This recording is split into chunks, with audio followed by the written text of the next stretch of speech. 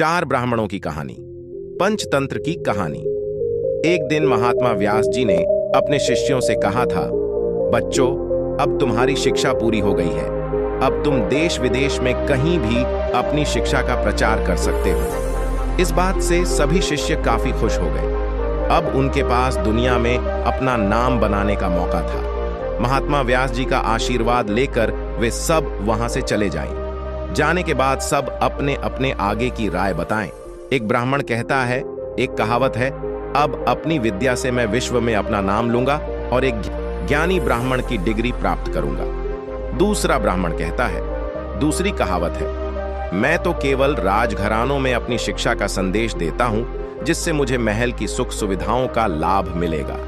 तीसरा ब्राह्मण कहता है, तीसरी कहावत है, मैं भी अपनी शिक्षा से ऐसा ही कुछ करने के लिए उत्सुक हूं। चौथा ब्राह्मण अब भी शिक्षा में ऊंचा नहीं था।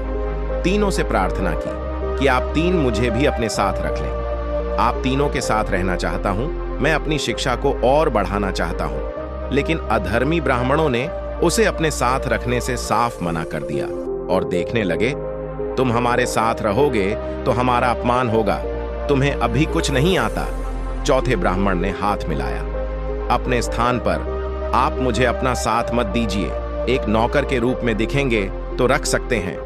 नौकर के नाम से वे खुश हो गए और उसे अपने साथ रखने के लिए तैयार हो गए। जीवित चलते वे एक जंगल क्षेत्र में थे, जहां उन्होंने रास्ते में एक मृत जानवर हर्डियंस को देखा। जानवर की हड्डियां को एक ब्राह्मण ने अपनी विद्या से जानवर की सारी हड्डियां जोड़ दी। दूसरे ब्राह्मण ने अपनी विद्या दिखाते हुए हड्डियों में मांस और चमड़ी लगा दी। तीसरे ब्राह्मण भाव से बोला, भला ये भी कोई विद्या है? अब मैं तुम्हारा शिष्य हूं, इसमें जान कैसे भरते हैं? उसकी डरावनी बात चौथे ब्राह्मण ने कहा है, कृपया ऐसा न करें, न जाने ये किस जानवर का ढांचा है और इसके क्या परिणाम निकलते हैं।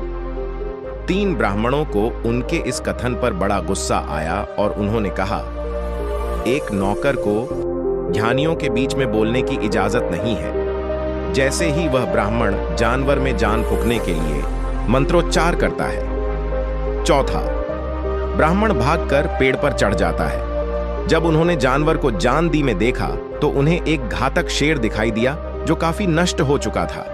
अपने क्रोध और भूख हड़ताल के लिए उसने तीन ब्राह्मणों को अपना शिकार बना लिया। चौथा ब्राह्मण यह सब पेड़ पर चढ़कर देख रहा था। सब कुछ शांत हो जाने के बाद वह पेड़ से उतरा और वास्तविकता घूमते देखने में केवल बौद्धिक ज्ञान होने से कुछ नहीं, बल्कि वास्तविक बुद्धि भी होनी चाहिए। शिक्षा मनुष्य की वास्तविक बुद्धि ही उसे आगे ले जाती है, अन्यथा पुस्तकीय ज्ञान तो कोई भी प्राप्त कर सकता है। चार ब्राह्मणों की कहानी आपको कैसी लगी?